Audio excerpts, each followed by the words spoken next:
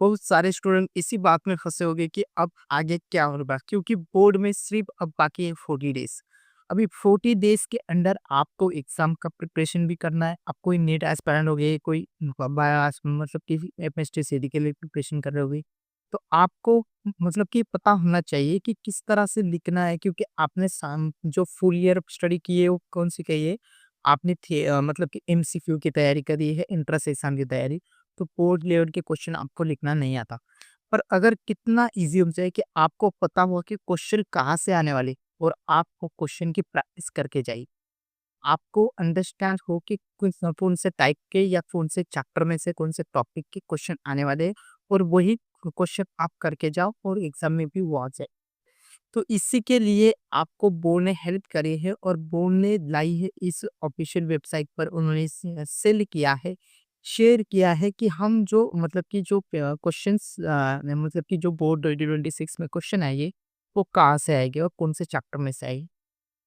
तो 7 से 8 ऐसे चैप्टर है जो कि बोर्ड ने बहुत ही ज़्यादा उन्हें इम्पोर्टेंट दी है, और उन्हीं चैप्टर में से आने वाले हैं, और वो कौन से टॉपिक में से आने वाले हैं, और वो टॉपिक उन्होंने गिवन किया है कि कौन-कौन से टॉपिक पर आने वाली है, वो पीडीएफ में आपको सेंड कर दो।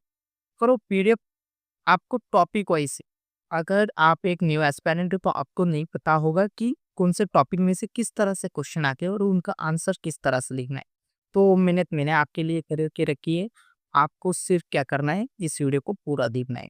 इस वीडियो में मैं आपको बताऊँगा कि उस टॉपिक में से पीआईक्यू में कौन से क्वेश्चन आए हैं, जो कि बहुत ज़्यादा रिपीट होने की शक्यता है। तो सारी क्वेश्चंस हम देख लेंगे कौन से है, ओके। तो सबसे पहले वीडियो को स्टार्ट कर दे। बोर्ड में जो सबसे ज्यादा फोकस किया जाता है वो है आपके मतलब कि राइटिंग पर, मतलब कि आप किस तरह से उन्हें डिलीवर करते हो। आपको डाटा कंटेंट आपको पता है, किसी भी टॉपिक के बारे में आपको पता है, और आप कैसे डील करते हो, कैसे डिलीवर करते हो, उस पर डिपेंड करता है।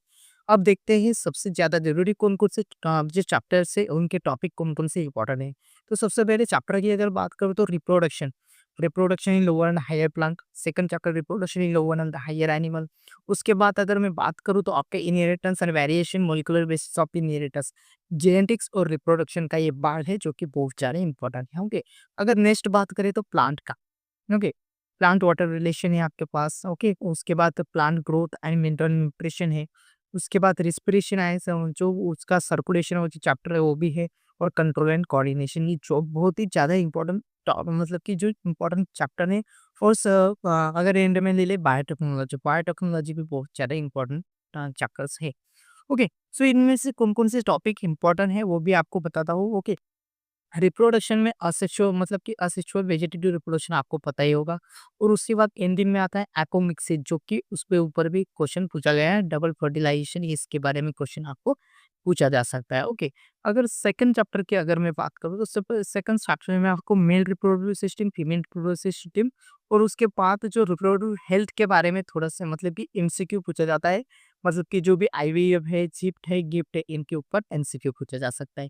अगर थर्ड चैप्टर की बात करूँ, इनहेरिटेंस एंड वेरिएशन, तो इनहेरिटेंस एंड वेरिएशन पे आपका एक्सपेरिमेंट, फर्स्ट है आपका ग्रिफिथ एक्सपेरिमेंट, आइवरी मैककार्डी, वो second experiment Hershey Chase Marta.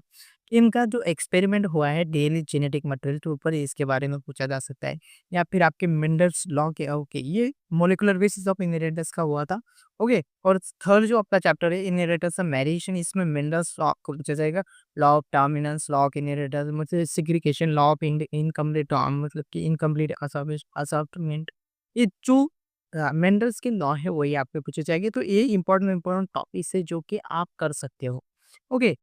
तो अब इस वीडियो में पॉसिबल नहीं है कि सभी इंपॉर्टेंट टॉपिक मैं आपको बता सकूं, पर मैं अगर आप चाहते हो कि वो कौन से इंपॉर्टेंट क्वेश्चन है जो कि ईच चैप्टर के दिए हुए गवर्नमेंट ऑफ महाराष्ट्र ने, तो वो मैं आपको शेयर करूँगा। पर सिर्फ़ आपको क्या कमेंट करना है कि क्वेश्चंस, अगर आप क्वेश्चंस कमेंट करते हो और बहुत ही ज़्यादा रिस्पॉन्स इस वीडियो को मिलता है, तो मैं डेफ़िनिटली आपके लिए चैप्टर वाइज़ वो 2-2 क्वेश्चंस है, और एमसीक्यू मतलब ये 4 से 5 मार्क के क्वेश्चंस, 3 मार्क के क्वेश्चन एमसीक्यू, वो सारे चैप्टर वाइज़ मैं आपको प्रोवाइड करा दूँगा वीडियो के थ्रू, ओके।